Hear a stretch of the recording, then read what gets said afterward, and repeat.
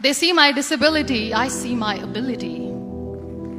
They call me disabled, I call myself differently abled. There are some incidents that happen in your life. Those incidents break you, deform you, but they mold you into the best version of you. And the same thing happened to me. I was 18 years old when I got married. My father wanted me to get married. And all I said was, if that makes you happy, I'll say yes.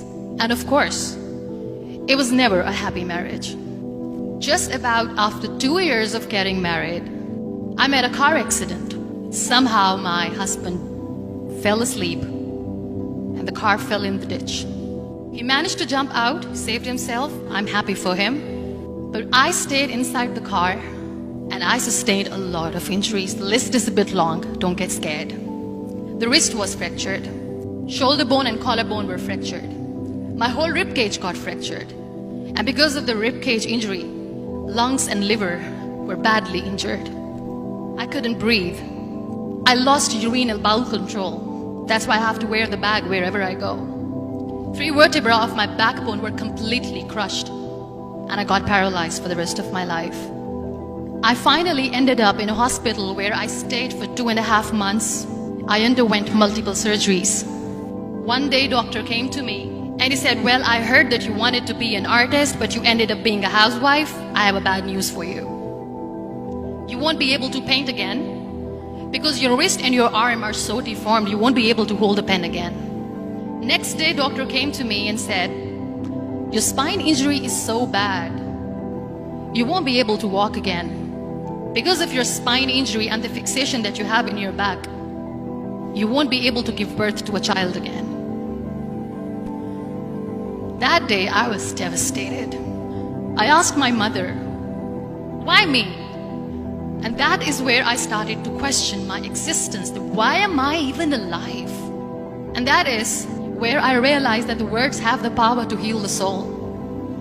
My mother said to me, this too shall pass. God has a greater plan for you. I don't know what it is, but He surely has. And in all that distress and grief, somehow or the other, those words were so magical that they kept me going.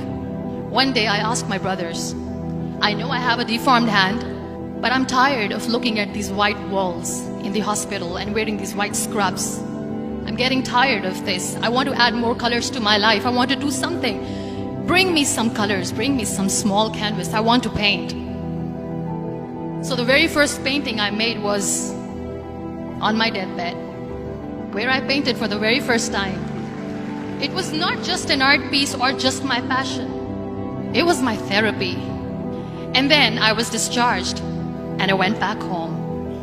And I went back home and I realized that I have developed a lot of pressure ulcers on my back and on my hip bone. I was unable to sit. There were a lot of infections in my body, a lot of allergies. So doctors wanted me to lie down on the bed straight for not 6 months, for not 1 year, for 2 years. I was bedridden, confined in that one room, looking outside the window, listening to the birds chirping and thinking maybe there will be a time when we'll be going out with the family and enjoying the nature. That was the time where I realized how lucky people are. That is the time where I realized that the day I'm going to sit, I'm going to share this pain with everyone to make them realize how blessed they are, and they don't even consider them lucky. That day I decided that I'm going to fight my fears. We all have fears. Fear of unknown, fear of losing people, fear of losing health, money. We want to excel in career, we want to become famous, we want to get money. We are scared all the time. So I wrote down one by one all those fears. And I decided that I'm going to overcome these fears one at a time. You know what was my biggest fear? Divorce. I was trying to cling on to this person who didn't want me anymore, but I said no. I have to make it work.